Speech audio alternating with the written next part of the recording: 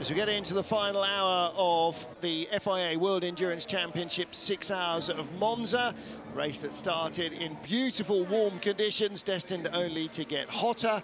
For the first time, 6 hypercars taking to the grid with the return of Peugeot to top flight endurance racing. Big crowd on hand in the pit lane, in the paddock, on the grid and in the grandstands for the start of the race. And into turn one, the pole-sitting Glickenhaus of Romain Dumas defending his lead ahead of the Toyotas, the Alpine and the rest of the field. Ferrari holding their nerve and their positions at the front of GTE Pro.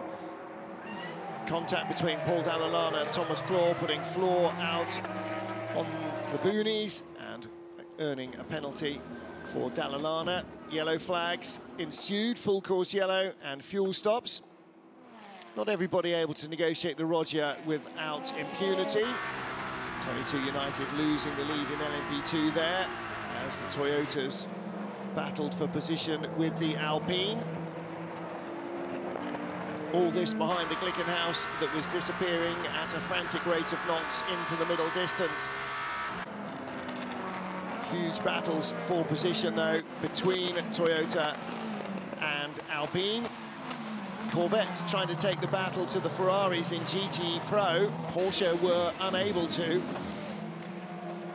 First full racing pit stop and driver change for the new Peugeot program. Their 93 car by that stage already had stopped. Contact for the 21 Ferrari being nerfed off by the AF Corsa LMP2 car, brought another full course yellow.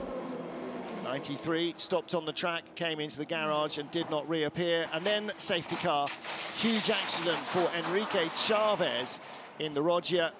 The 33 TF Sport Aston looked like it had no brakes. Chavez scrambled out of the wreckage unharmed and has been cleared by medical crews. Iron Dames from pole, leading 4.5 hours of the GTE AM class.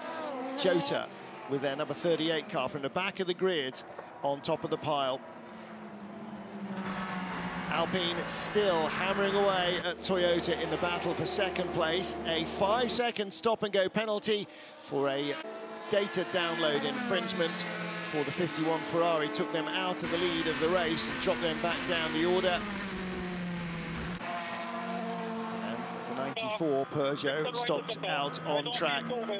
Copy. Close the gap to car 7. Close the gap. Ria Hirakawa was on the radio trying to get Toyota to let him buy the number 7 car. Such was the pressure he was under. He was passed, and then in the battle for the lead, Kamui Kobayashi was in contact with the Alpine. He lost a tyre and dropped down the order.